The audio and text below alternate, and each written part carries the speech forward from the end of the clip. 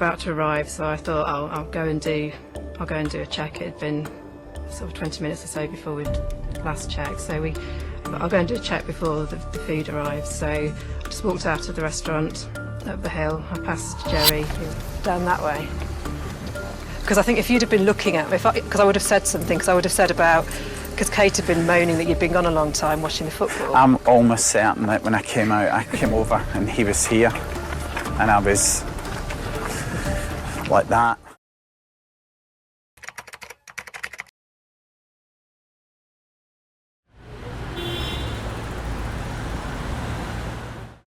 In 2013, during the British Metropolitan Police's review known as Operation Grange, the investigation into the disappearance of Madeleine McCann took an unexpected turn.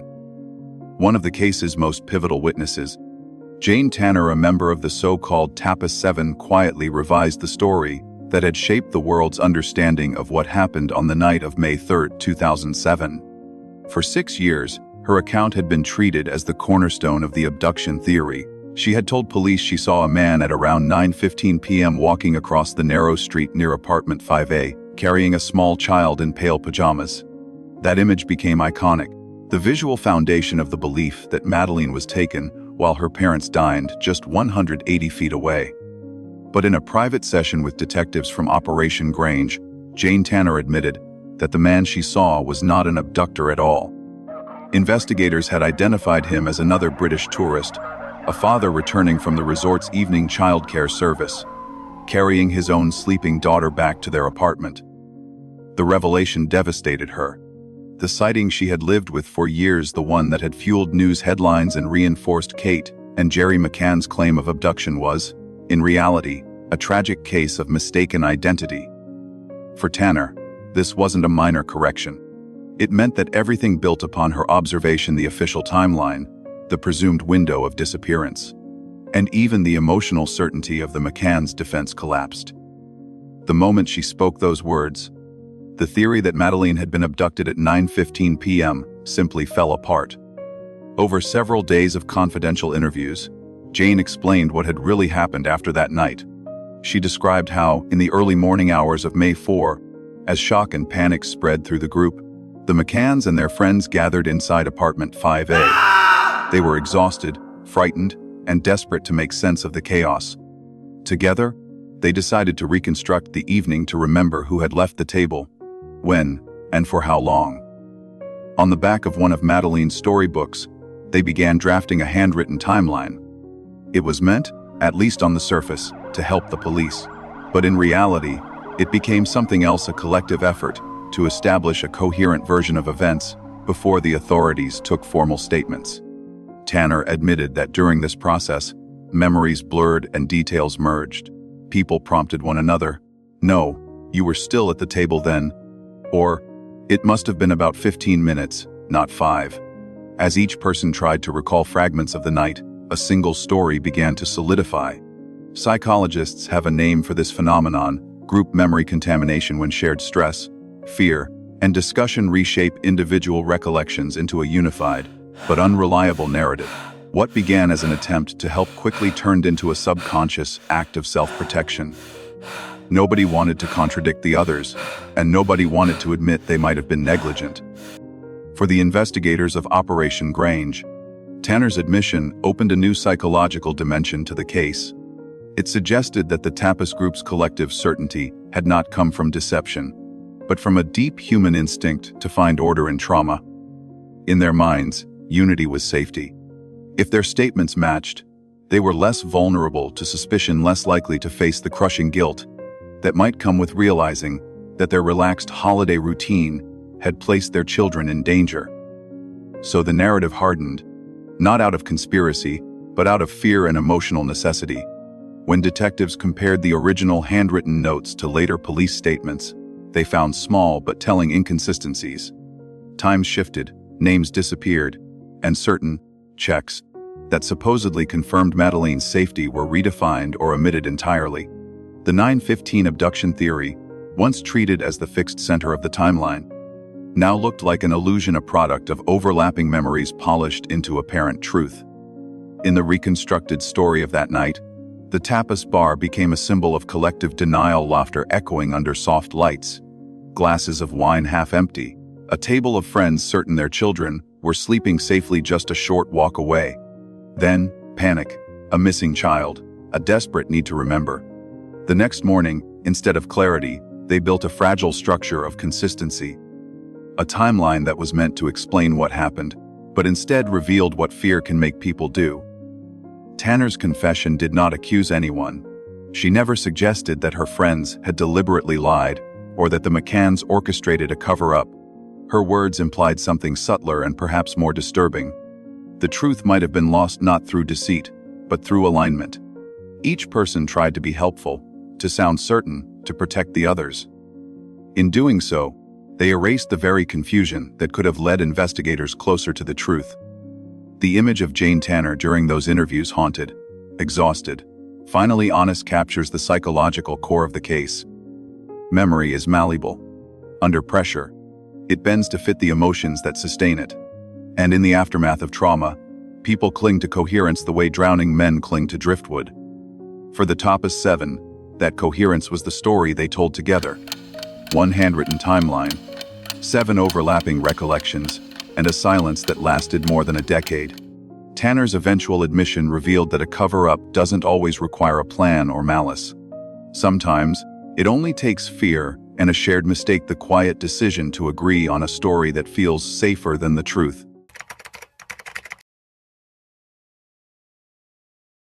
Why mention the broken window at all?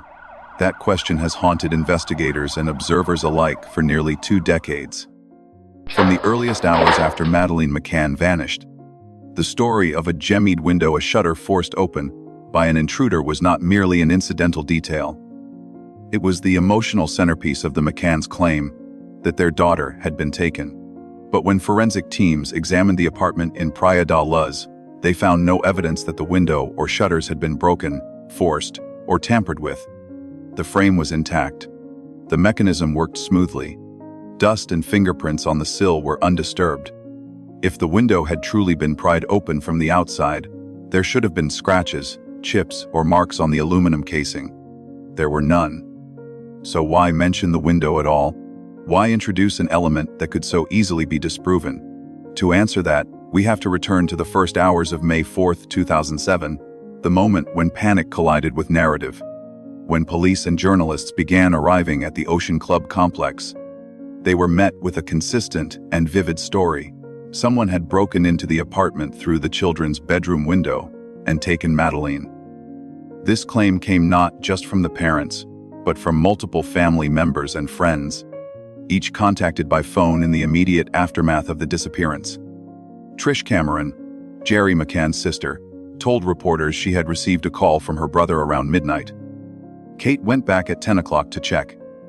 She recalled, and the front door was lying open, the window had been tampered with, the shutters jemmied open, or whatever you call it, and Madeleine was missing. Brian Healy, Madeleine's grandfather, gave an almost identical account. Jerry told me when they went back, the shutters to the room were broken, they were jemmied up, and she was gone, he said. She'd been taken from the chalet. The door was open. John Corner, a close friend of Kate McCann and godparent to the twins, said he received a frantic call from Kate herself. She just blurted out that Madeleine had been abducted. Kate said the shutters of the room were smashed. It looks as though someone had gone straight past the twins to get to her. And Jill Renwick, another friend, told GMTV that same morning. They were going back every half hour, and the shutters had been broken open, and they had gone into the room and taken Madeleine. 4 separate witnesses, 4 independent phone calls, 1 identical story. The consistency was remarkable, almost too remarkable. As commentator Anthony Sharples later noted, these weren't Chinese whispers. They weren't variations of a rumor passed through multiple hands. These were independent retellings from people who had spoken directly to the McCanns that night. Each repeated the same key points. The apartment had been locked, the shutters were jemmied, and the abductor had entered through the window and escaped through the front door. Yet the forensic evidence flatly contradicted that version. The shutters were not damaged. The lock had not been forced. The window frame bore no sign of pressure or leverage.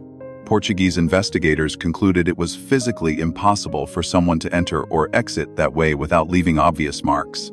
So why did the story persist? One theory never proven, but hauntingly plausible, is that the window narrative was not spontaneous at all, but rather an improvised attempt to construct a coherent explanation for an incoherent tragedy. Consider this.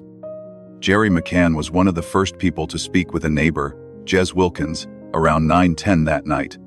They chatted briefly on the street outside the apartment block. What if, during that conversation, Jerry was interrupted in the middle of staging the scene, perhaps intending to open the shutters or window to create signs of a break-in, and Jez's unexpected presence forced him to stop. Later, in the chaos and confusion, that half-completed act could have solidified in memory or been relayed to Kate as if it had actually occurred. That hypothesis gained subtle weight from another strange event.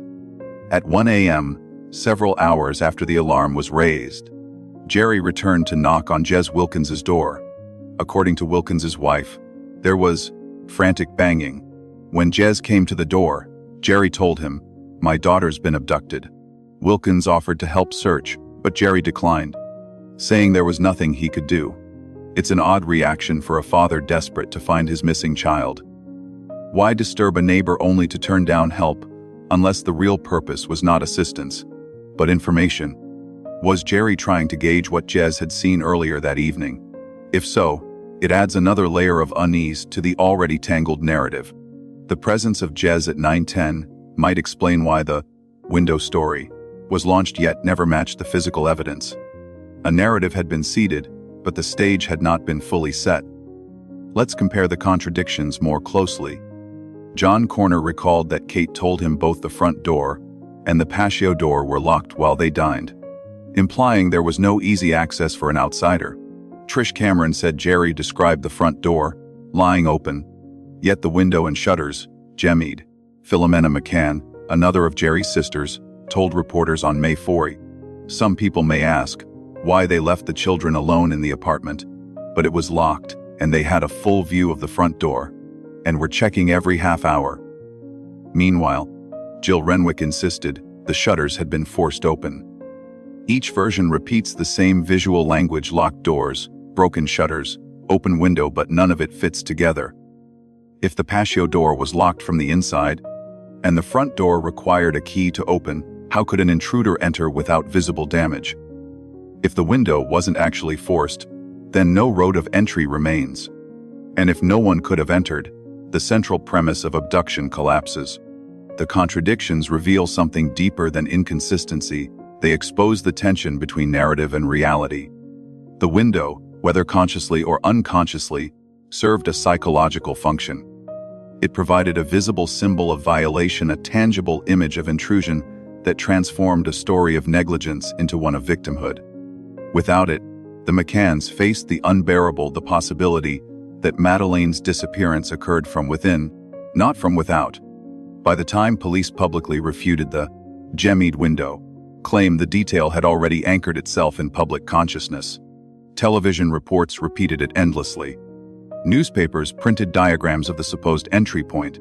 The image of the broken shutters became a metaphor for shattered safety, even though the crime scene itself remained pristine. The implications are stark. If the patio doors were truly locked and the shutters unforced, there was no physical way into apartment 5A that night. And if there was no way in, then the notion of a stealthy kidnapper slipping through the darkness is not just unlikely, it's impossible. The abduction route, so vividly described in early interviews, dissolves under scrutiny. Visualize the layout of apartment 5A, a ground floor corner unit with two entrances: the main door facing a public street, and the sliding patio doors leading to a small veranda overlooking the pool. The children's bedrooms sat adjacent to the window that faced the street, illuminated by a lamppost just outside. From that window, a would-be abductor would have to climb a waist-high wall, open the shutters noiselessly, slide the window, lift a sleeping child, and escape without leaving prints, smears, or fibers. Forensic specialists later recreated the maneuver and deemed it nearly impossible. In the end, the broken window story stands not as a factual report, but as the first deliberate piece of a constructed narrative. Whether born from panic, miscommunication, or design, it reframed the scene from tragedy to crime, from parental responsibility to outside evil. It bought time, sympathy, and space to breathe. The image lingers: apartment 5A bathed in pale yellow light, shutters untouched.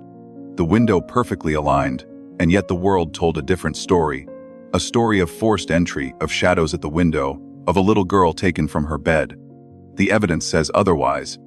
But sometimes, the power of a story lies not in its truth, but in its ability to comfort those who need it to be true. In that sense, the broken window was never an accident or an innocent mistake. It was the first tile in a mosaic carefully arranged to form a single picture, a picture of abduction that could stand up to scrutiny, even as the details beneath it quietly unraveled. When investigators searched apartment 50A after Madeleine McCann's disappearance, they discovered not one, but 4 handwritten timelines documenting the supposed sequence of events from the night of May 3, 2007. 3 were found inside the apartment itself, 2 on notepaper, and 1 scribbled on the back of one of Madeleine's storybooks. The 4th, however, surfaced later, tucked inside Kate McCann's handbag. At first glance, these notes might seem like a natural, even responsible effort to remember details amid chaos. But when examined closely, the discrepancies between them tell a far more complicated story, one not of clarity, but of confusion, fear, and subtle manipulation. Each version of the timeline shared the same basic skeleton. The adults had dinner at the Tapas restaurant, took turns leaving the table every 20 to 30 minutes to check on their sleeping children, and at approximately 10 p.m., Kate discovered that Madeleine was missing.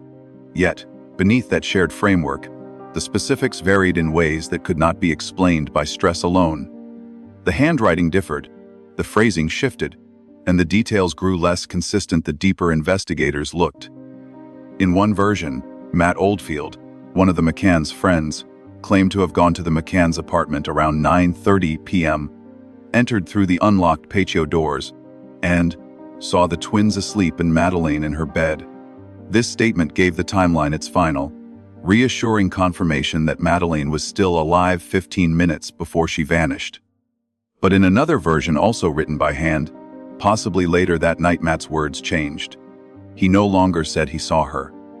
Instead, he reported only that he had listened at the door and heard normal breathing. That distinction between sight and sound was monumental. Seeing a child alive anchors a fixed time of life.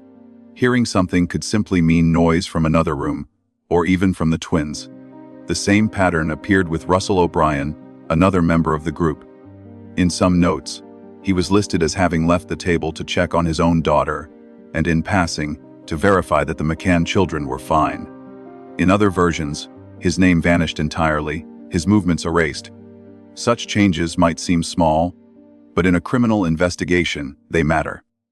Every inclusion or omission shifts the window of time when Madeleine might have disappeared, and the perceived credibility of each witness.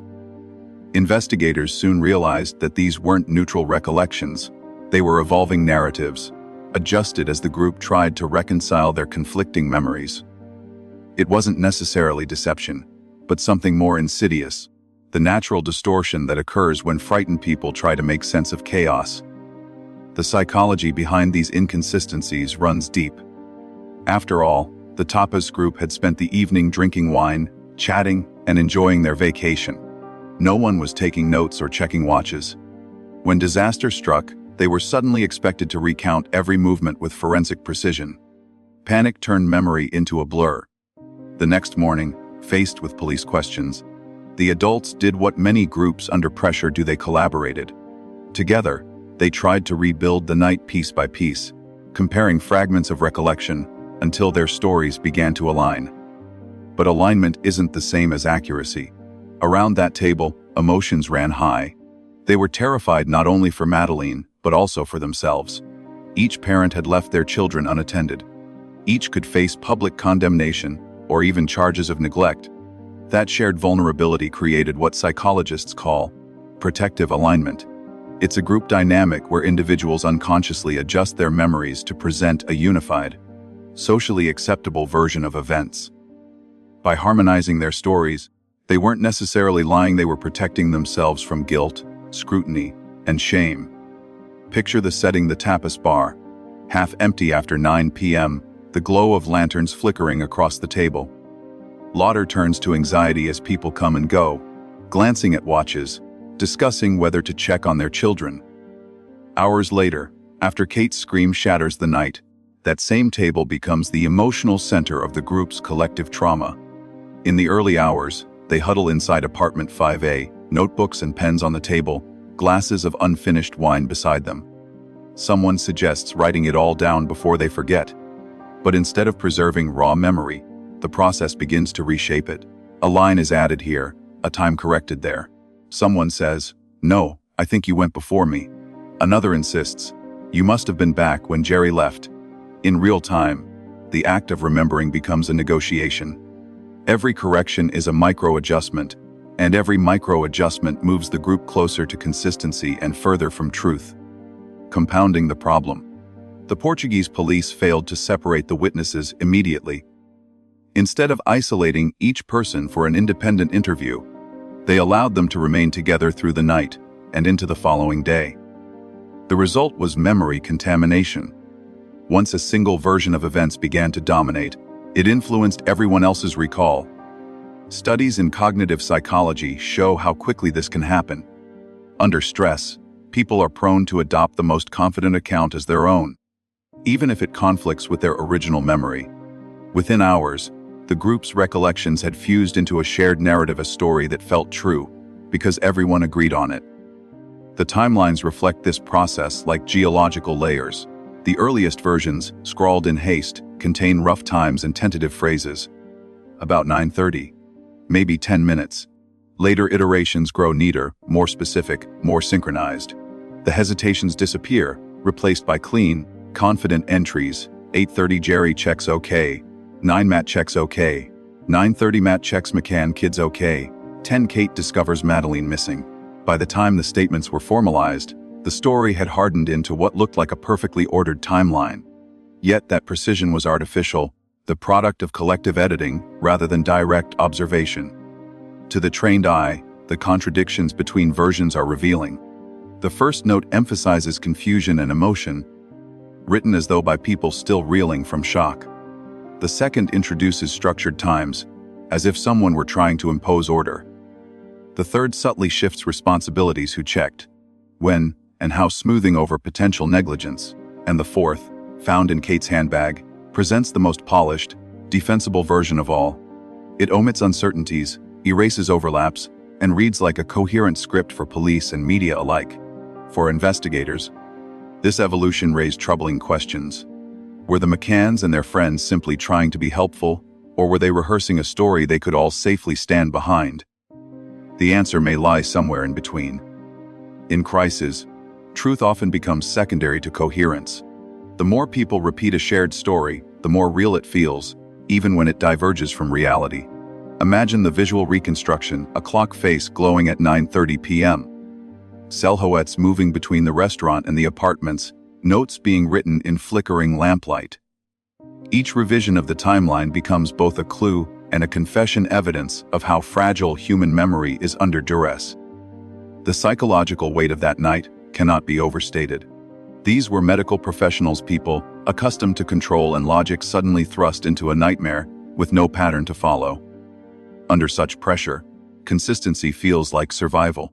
To present conflicting stories would mean chaos, suspicion, and exposure, so they chose, perhaps unconsciously, to synchronize their memories into a safer shape. This is what makes the handwritten timelines so haunting. They are not mere documents of what happened, they are records of how the group needed events to have happened. Each line reveals less about the night itself, and more about the mental state of those writing it. In trying to reconstruct order, they created a narrative that allowed them to function, to believe that they had done everything right until tragedy struck from the outside. Had the police separated them immediately, questioned each individually in their native language, and preserved those raw accounts, we might know far more today. But by allowing them to remain together, the authorities inadvertently ensured that one version of events would dominate, and that version repeated for years, became the official truth. In retrospect, the 4 timelines form a psychological mirror of the Tapas group itself, fragmented, self-protective, and gradually unified under the pressure of scrutiny. Each discrepancy, each erased check or altered word, reflects an instinctive drive toward protective alignment, a group's unconscious effort to appear responsible, reasonable, and innocent. Ultimately, the timelines from that night don't capture real time. They capture emotional time the collective need to impose meaning on chaos. The sequence of checks and discoveries isn't a factual reconstruction, but a survival mechanism, a version of reality the group could live with. And that is the tragic truth of the handwritten notes from Apartment 5A. They don't just document what the Tapas 7 remembered, they document what they had to believe in order to keep going. When a tragedy binds a group of people together, silence often becomes its own kind of language. In the Madeleine McCann case, the quiet unity of the 7 friends who dined with the McCanns that night, later known to the world as the Tapas 7, has puzzled investigators and the public for years. Despite endless speculation, police pressure, and shifting public opinion, none of them have ever broken ranks. Not one has contradicted the collective story, revealed a confession, or publicly questioned the official narrative of what happened between 8:30 and 10 p.m. on May 3, 2007. This unwavering consistency has led many to wonder what holds them together.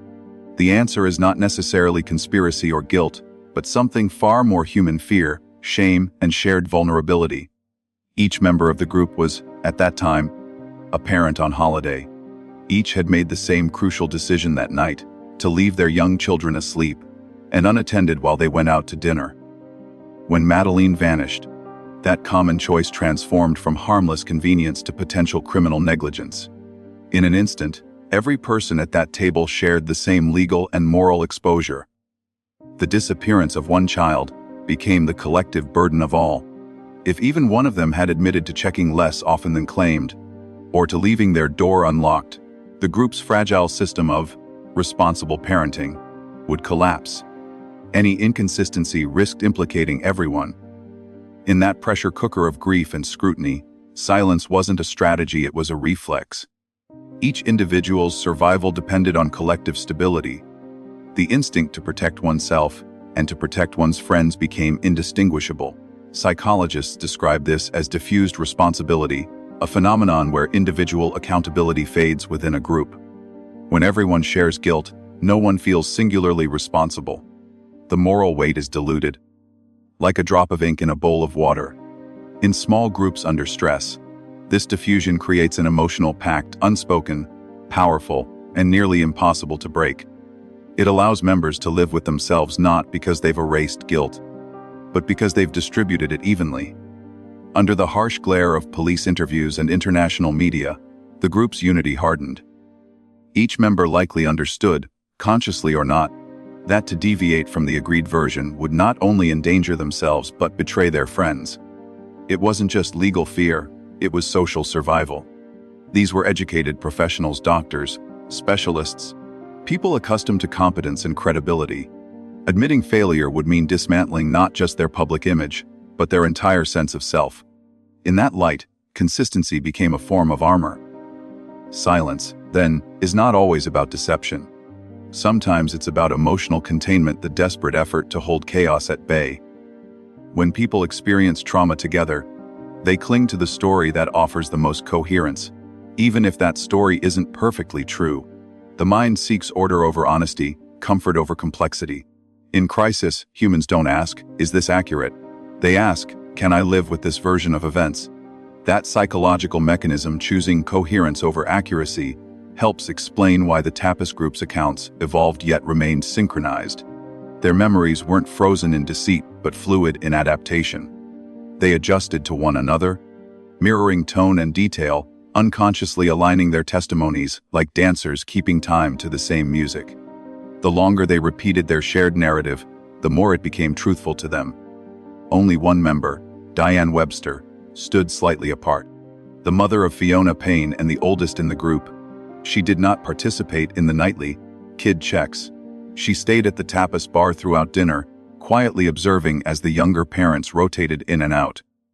Later, she told investigators she had been taken aback by the practice of leaving children alone in unlocked apartments. Her subtle disapproval, her distance from the ritual of reassurance, made her an outsider within the group's emotional geometry. And yet, she too never contradicted the collective story.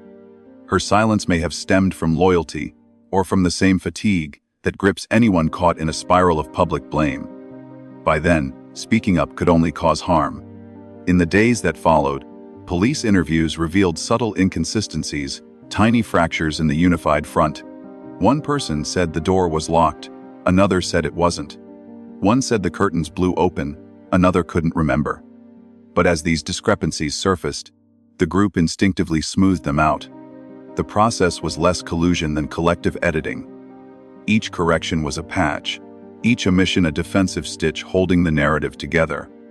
If we were to visualize it, their statements would form a kind of verbal web, a lattice of overlapping accounts that reinforced one another, even where the threads didn't perfectly meet. The contradictions were real, but never fatal. They were absorbed into the larger structure of coherence. Over time, this web solidified, turning into what appeared to be unwavering unity. This is the paradox of the Pact of Silence. From the outside, it looks like conspiracy.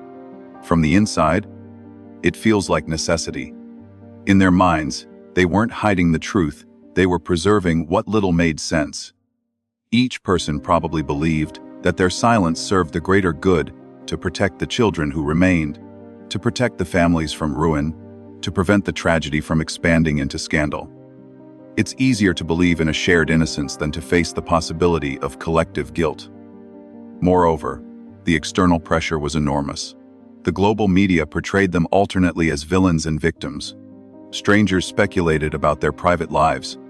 Tabloids printed half-truths with impunity. Under that scrutiny, trust in outsiders evaporated. The group turned inward, their bond tightening as the world turned hostile. Like hostages identifying with their captors, they developed a kind of Stockholm syndrome among witnesses, a loyalty born, not of affection, but of survival. Within that psychological fortress, dissent became impossible. Anyone who questioned the group's version would risk exile, not just from the circle of friends, but from a fragile sense of moral safety. And so, even years later, when the fog of trauma had lifted, no one could bear to reopen the wound. The narrative had calcified into identity. To doubt it now would be to unravel their entire understanding of what happened. The unspoken rule was simple: the story stands, or we fall. For outside observers, this silence is infuriating. For those within it, it's self-preservation disguised as loyalty. It's what happens when shared guilt metastasizes into shared denial. The group likely never sat down and agreed to keep quiet. They simply understood, wordlessly, that talking would destroy them. The line between moral duty and self-defense blurred until it disappeared. In the end, what kept them silent wasn't a secret plan, it was a shared fragility. Each carried a fragment of guilt too heavy to face alone, so they carried it together, wrapped in politeness, professionalism, and emotional avoidance. Their unity was both their shield and their prison. Looking back, the pattern feels almost inevitable. In the chaos of tragedy, human beings will do almost anything to preserve the illusion of control. They will rewrite memory, reinforce one another's doubts, and maintain coherence at any cost. The Tapas 7 were no exception. Their silence was not a coordinated conspiracy, but a natural outcome of fear, shame, and dependence, a survival mechanism masquerading as integrity. So when we speak of the Pact of Silence, we should resist imagining a signed agreement or whispered oath. It's something quieter, more ordinary, and more tragic. It's the collective refusal to relive the worst night of their lives. It's the unspoken acknowledgement that truth, if spoken aloud, might destroy the only thing keeping them whole: each other. In that sense, no grand conspiracy was ever required.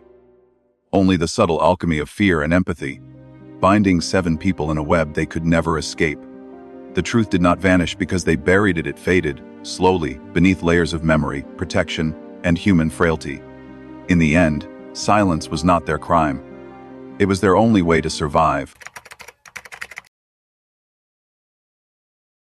By the afternoon of May 3, 2007, the sun hung low over Praia da Luz, and the adults of the so-called Tapas 7 had already begun to drink. It was, after all, a holiday. They met around the pool, shared wine and sangria, and lingered in the easy rhythm of a late Portuguese evening. By the time they gathered for dinner, at the Ocean Club's Tapas bar, several hours and several drinks had passed. Glasses were refilled throughout the meal: white wine, red wine, perhaps a nightcap or two. It was an ordinary vacation habit, but one that would later carry extraordinary consequences. Because when the night turned catastrophic, when Madeleine McCann was found missing, every detail of what they had seen or done relied entirely on memory, and alcohol is memory's oldest enemy.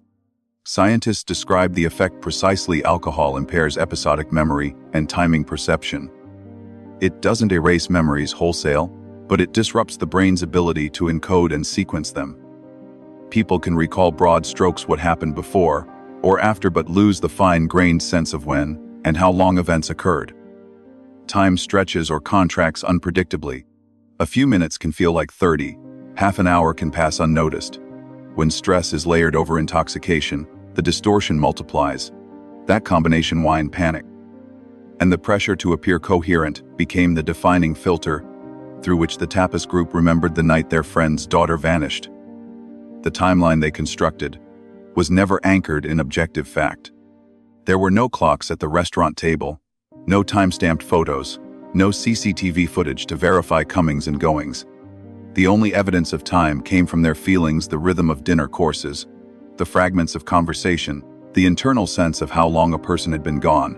When they later described their checks on the children, those estimates became the spine of the story. Jerry McCann checked at 9:05 p.m. Jane Tanner saw a man carrying a child at 9:15. Matt Oldfield checked again at 9:30. Kate discovered Madeleine missing at 10. On paper, the structure seemed precise. In reality, it was built entirely on perception clouded by fatigue, stress, and the dulling haze of alcohol. Independent witnesses contradicted it almost immediately. Restaurant staff reported that several members of the group were absent from the table for far longer than the 2 or 3 minutes claimed in the official timeline. Waiters remembered absences of 15 to 30 minutes at a time, long enough for food to cool, long enough for colleagues to ask where someone had gone. Those observations, recorded in police statements, challenged the very idea that the group's checking system functioned as described. If each adult really left for only a few minutes, the pattern might make sense. But if some were gone for half an hour while others followed, the system collapses under its own logistics, and the logistics never truly worked. According to the group's own statements, the sliding patio doors of apartment 5A were locked from the inside, meaning a returning parent would have to take the long route down the steps, around the block, through the main entrance, and back again, a journey that would take at least 10 minutes each way. Multiply that by several families, each taking turns, and the numbers simply don't fit. The supposed checks every 30 minutes would have required a near-military rotation schedule, impossible amid conversation, drinks, and dinner service. The only way for the system to function, as described, was if the patio doors were left unlocked, an admission that carried its own moral and legal peril. Yet in their collective memory, the system persisted. They remembered it not because it was plausible, but because it was necessary. It justified their choices, softened their guilt, and offered an illusion of control over the uncontrollable. In this sense, the timeline became more than a record of events. It became a psychological defense mechanism, a way to impose order on the chaos of that night. Consider the sequence as investigators later reconstructed it. Jerry McCann leaves the table at roughly 9:05 to check on his children. Jane Tanner walks past him minutes later and claims to see a man carrying a child. When Jerry returns, he stops to chat with neighbor Jez Wilkins outside the apartment block and encounter both men remember differently. Then, according to the group, Matt Oldfield volunteers to check at 9:30, entering through the unlocked patio door, but not actually seeing Madeleine, only hearing breathing. Half an hour later, Kate McCann goes back and finds the window open, the bed empty. To accept this version, one must believe that each check was perfectly timed, evenly spaced, and neatly documented despite there being no clocks, no notes, and no shared watches to verify any of it. In truth, what they created was not a timeline at all, but a mosaic of maybe a college of possibilities arranged into something that looked like certainty. Psychologists studying eyewitness recall under intoxication note that even small amounts of alcohol degrade temporal accuracy by up to 40%. Subjects can describe what they did, but rarely when they did it. They also show overconfidence in their recollections. The more uncertain they feel, the more firmly they assert their versions. It's a paradox that fits the Tapas group perfectly. In the absence of external verification, their confidence became the evidence. Each person's memory reinforced the next, creating a closed loop of belief. And yet, outside that loop, cracks were visible. The waiters' accounts didn't match. Other guests at the resort remembered seeing members of the group wandering at odd times. Even among the friends themselves, subtle inconsistencies emerged. One said the door was locked. Another that it was open. One remembered seeing Madeleine.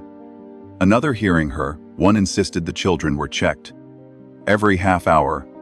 Another said it was every 20 minutes or so. These aren't lies in the traditional sense. They're the result of human perception breaking under strain. Alcohol's effect on episodic memory explains much of this. Episodic memory is what allows us to recall specific experiences in sequence, the mental film reel of our lives. When alcohol interferes, the reel doesn't vanish. It just loses its frame rate. Events blend, merge, and skip. You can recall the emotional tone but not the timestamp. You know you left the table, but not whether it was before or after someone else. In a setting where multiple people are doing the same thing, the confusion compounds exponentially. Now imagine layering trauma on top of that fog. The moment Kate McCann screamed that her daughter was gone, every prior event was rewritten by shock.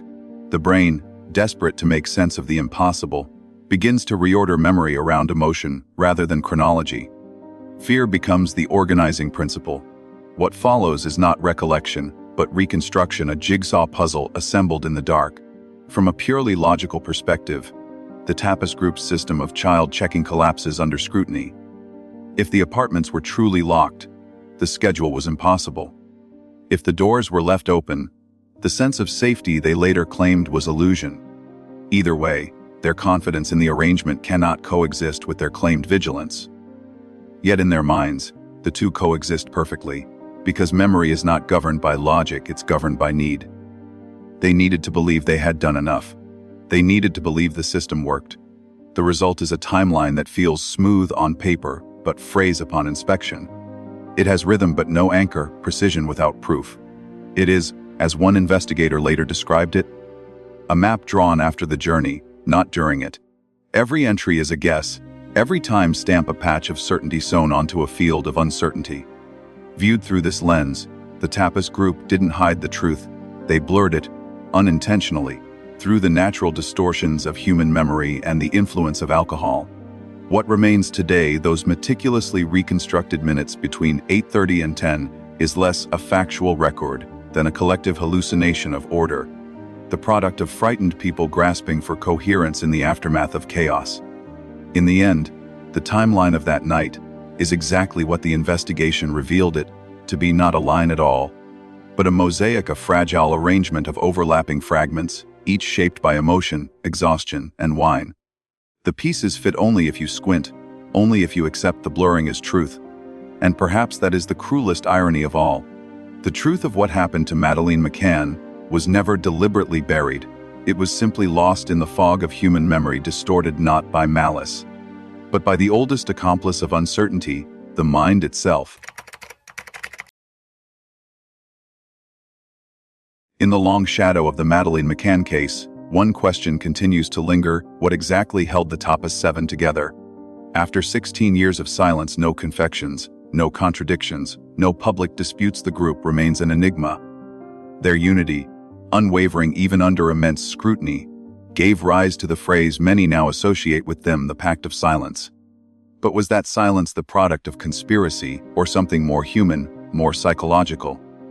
When we strip away the sensationalism, 5 explanations emerge, each revealing a different layer of fear, guilt, and fragile self-preservation.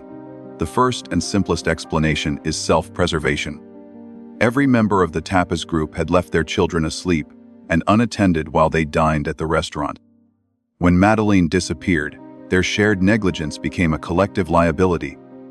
In the public eye, they weren't just friends, they were a symbol of parental failure. If one person admitted that their apartment door had been left unlocked, that they hadn't checked as often as claimed, or that they had heard something suspicious but ignored it, the blame would cascade through the entire group. In those frantic early hours, when the media descended on Praia da Luz and police began taking statements, the instinct to protect one another kicked in. Together, they formed an emotional barricade. Nobody would break ranks. They spoke with uniform confidence about their checking system, about how everyone took turns, about how safety was never in question. The truth that the system was porous, inconsistent, and dependent on trust rather than vigilance was buried under the weight of fear. To admit fault was to invite ruin. Silence, by contrast, offered survival. This form of self-preservation didn't require coordination or deceit. It was the quiet understanding that their lives, careers, and reputations were intertwined. One wrong word could destroy them all. The second possibility is less deliberate, but perhaps more insidious and unconscious cover-up. Psychology tells us that the human mind, when faced with unbearable guilt, will rewrite memory to reduce cognitive dissonance.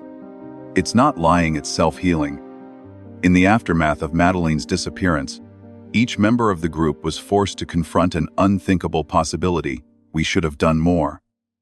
But instead of living with that guilt, their collective memory began to evolve.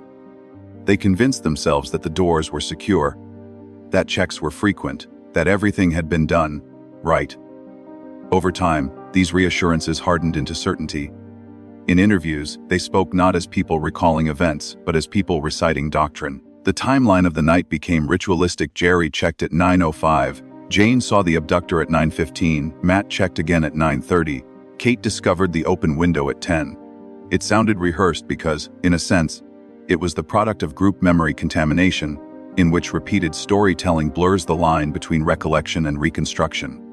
This unconscious cover-up wasn't born of malice. It was born of necessity. To survive emotionally, the group needed to believe they had acted responsibly. Anything less would make them complicit in the loss of a child. The third explanation carries the darkest implication, that only some members of the group knew the full truth. As one commentator wrote in 2010, we could be talking about a Tapas 2 instead of a Tapas 7 being all in cahoots. The theory suggests that perhaps one or two people within the group had knowledge of events the others did not. If Madeleine's disappearance was the result of an accident, say, a medical mishap or a fall, then the McCanns might have confided in only their closest allies. Those individuals could have helped manage the story in its earliest hours, shaping the timeline, reassuring others, subtly guiding the group toward a unified account. The rest, unaware of the full context, followed their lead out of trust and confusion. This would explain the strange inconsistencies. Why some checks appear in one version of the timeline, but vanish in another. Why certain people became defensive when questioned. Why the tone of the group's later statements felt rehearsed. A partial complicity scenario doesn't require everyone to lie, only that a few key individuals understood more than they admitted. The others became unwitting participants in a narrative already decided. The fourth force sustaining the pact was media pressure. From the moment the story broke, the Tapas group became global headlines. Journalists camped outside their apartments, tabloids printed photos of them dining and laughing on previous nights, and online forums dissected their every movement. They were not just witnesses, they were suspects in the court of public opinion. Under such conditions, silence wasn't just prudent, it was vital. Anything they said could be twisted, mocked, or used against them. They had watched the McCanns go from grieving parents to tabloid villains in a matter of weeks. The message was clear: one misstep, one stray comment, could destroy what little was left of their lives. In this environment, even minor discrepancies between their statements became ammunition for conspiracy theories. The group learned quickly that the safest response was no response.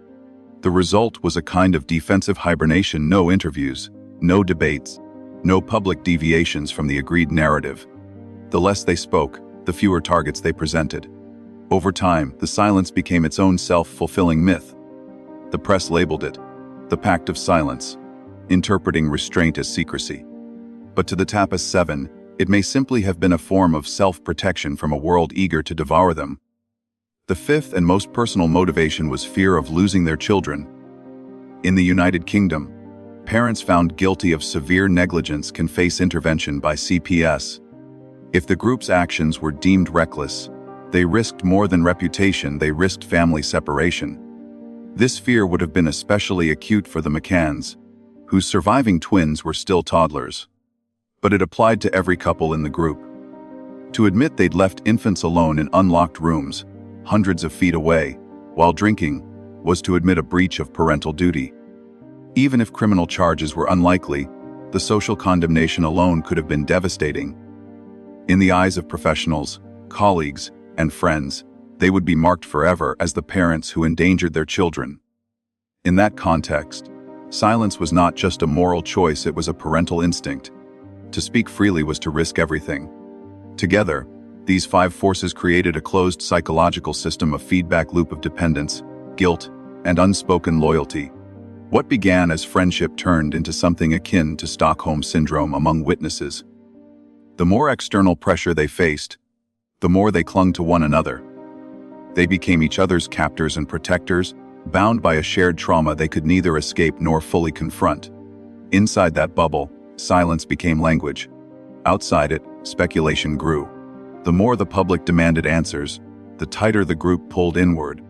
By the time police revisited their statements months later, discrepancies had hardened into dogma. The same questions yielded the same answers, word for word, as if the script had been memorized. And yet, traces of human imperfection still broke through.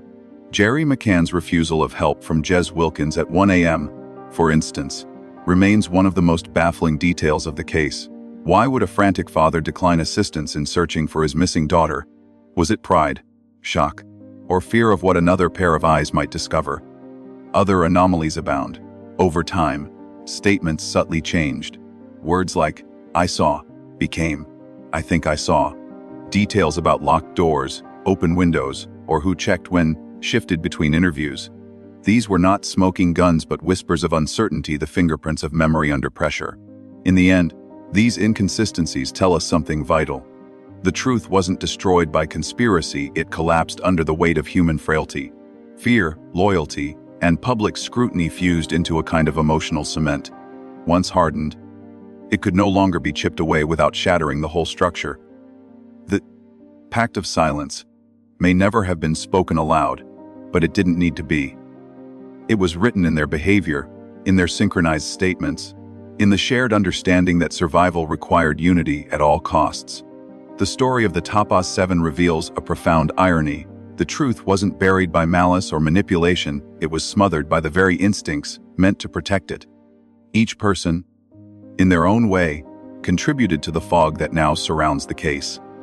The silence wasn't a cover-up of crime, it was a defense against the collapse of memory, and faith in their own goodness, in their own decisions, and in the idea that they could still be seen as responsible parents and friends. Sometimes, silence doesn't hide guilt. It hides grief, fear, and the unbearable truth that everyone, in their own way, might have failed. The disappearance of Madeleine McCann quickly evolved from a missing person case into one of the most sensational media spectacles in modern history. Within days of May 3, 2007, the quiet resort town of Praia da Luz was flooded with journalists, photographers, and satellite trucks. Television anchors broadcast live from outside the Ocean Club complex. Headlines screamed of abduction, suspicion, and scandal.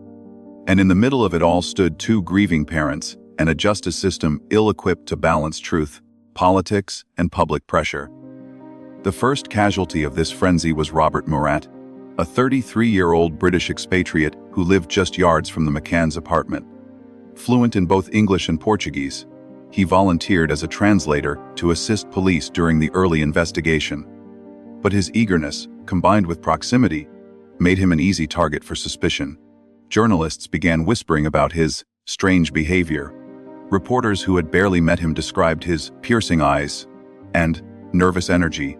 Within weeks, Portuguese police, pressured by headlines, declared Murat an arguido, or formal suspect.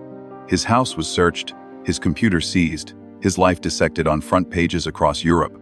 Months later, when DNA and forensic tests proved inconclusive, he was quietly cleared. By then, his reputation was destroyed. Murat would later win substantial libel damages from several British tabloids, a rare acknowledgement of how recklessly the media had acted. But the damage extended far beyond one man. His ordeal set the tone for the investigation itself: reactionary, inconsistent, and driven as much by optics as by evidence. Incredibly, while journalists scoured the beach for clues and photographers tracked every movement of the McCanns, a series of investigative missteps undermined the case from within. One of the most striking occurred in the first 48 hours, when Portuguese police permitted the McCanns to wash their clothing, a decision almost unthinkable in a potential homicide inquiry. The couple's rental car and personal items were also left accessible for weeks before being formally seized. By the time forensic teams returned to examine them, critical evidence, fibers, fluids, traces of DNA had likely been destroyed. The decision was later attributed to cultural sensitivity, an effort to treat the grieving parents with compassion. In practice, it fatally compromised the integrity of the crime scene. Months later, when British specialists were finally brought in, they deployed cadaver and blood detection dogs to re-examine the apartment and vehicle. The results were unsettling. Both dogs alerted to the scent of human decomposition in two key locations: behind the living room sofa and inside the trunk of the McCanns' hired Renault Scenic, leased more than 3 weeks after Madeleine's disappearance. Portuguese police seized upon these findings, interpreting them as proof that Madeleine had died in the apartment and her body had been moved. But the McCanns swiftly countered the allegations, offering 7 separate explanations for the scent of death. They suggested the odor could have come from a child's scraped knee, frequent nosebleeds, rotting meat in the garbage, dirty nappies, mosquito stains, or even from Kate's work as a doctor, where she may have come into contact with cadavers. They argued that their daughter's soft toy, Cuddle Cat, might have carried traces of hospital odor. None of these explanations matched forensic logic, but they achieved something else: they muddied the waters just enough to stall the narrative. The Portuguese police, known locally as the PJ, soon found themselves under fire for incompetence. Leaks to the press portrayed them as bungling provincial officers overwhelmed by international attention. In return, they accused British authorities of interference and arrogance. The relationship between the two nations' investigators deteriorated into bureaucratic warfare. Reports were lost in translation, requests for evidence moved at glacial speed. What began as a joint operation devolved into 2 parallel investigations chasing the same phantom. Years later, when Scotland Yard launched its own review dubbed Operation Grange, many hoped for clarity. Instead, it became an exercise in political optics, tasked less with finding new evidence and more with demonstrating that Britain had not abandoned Madeleine. The operation consumed over £13 million and produced no tangible breakthroughs. Officers retraced old leads, interviewed new witnesses, and even pursued theories already dismissed by the Portuguese. The result was predictable frustration. Both the PJ and the Yard, trapped by public expectation and diplomatic constraints, appeared more committed to managing perception than uncovering truth. Their failures weren't purely professional, they were structural. The case sat at the crossroads of media hysteria, political diplomacy, and cultural misunderstanding. Every decision, from the handling of evidence to the framing of press releases, was shaped by how it would play on television. In Portugal, suspicion of British influence deepened. In Britain, the McCanns were alternately canonized as victims and demonized as villains. The truth became secondary to narrative. Each institution, press, police, politicians, protected its own version of events, forming what could only be described as a circle of silence. Then, in 2020, the story appeared to find new life.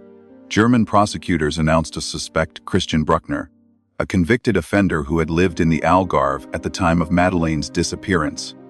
They revealed that he had a record of harm to a child, burglary, and assault, and that his mobile phone had pinged near Praia da Luz on the night in question. For the first time in 13 years, authorities spoke with confidence, calling his guilt virtually certain. Yet beneath the headlines, the evidence remained largely circumstantial.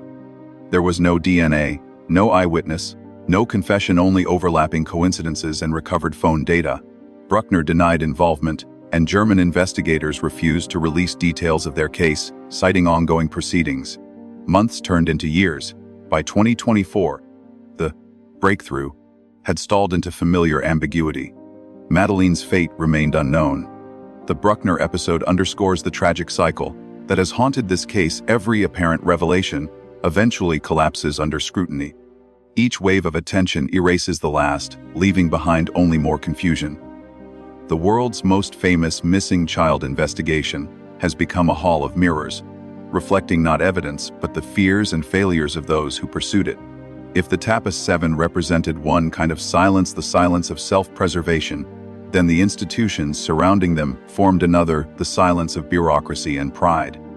The Portuguese police, the British authorities, the tabloids, even the online commentators all became entangled in a system that rewarded noise but punished honesty. The louder the case grew, the less anyone seemed to actually hear. And so, after 17 years, we are left with a haunting question that echoes beyond the walls of apartment 5A.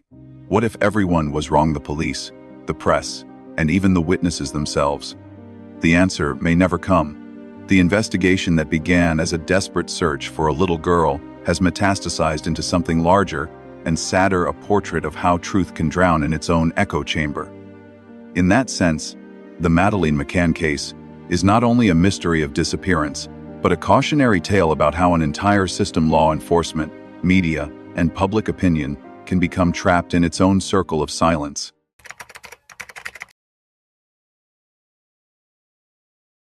"16 years after that night in Praia da Luz, the case of Madeleine McCann continues to haunt public consciousness, not merely because it remains unsolved, but because it became a mirror for society's deepest fears. Few stories have gripped the modern imagination with such persistence. Every anniversary, every new suspect, every rumored development reignites the collective anxiety that began in 2007. The reason lies not just in the mystery itself, but in what the case revealed about who we are, our need for safety, our hunger for narrative, and our terror of facing randomness in a world that demands meaning. Sociologists have called it the Madeleine effect. It describes the profound cultural shift that followed her disappearance, a redefinition of what it means to keep children safe, and a transformation in how the public perceives risk. Across Europe, parents who once left toddlers sleeping in hotel rooms or resort apartments began to question every decision. Baby monitors, tracking devices, and resort babysitting services surged in demand. "It could happen to anyone," became the refrain, even as many quietly thought, "But not to me." Madeleine's image, a small girl with wide eyes and a coloboma in her right iris, became both symbol and warning innocence that could vanish in an instant. Proof that comfort and privilege offer no protection against catastrophe. The effect spread beyond parenting into law enforcement and politics.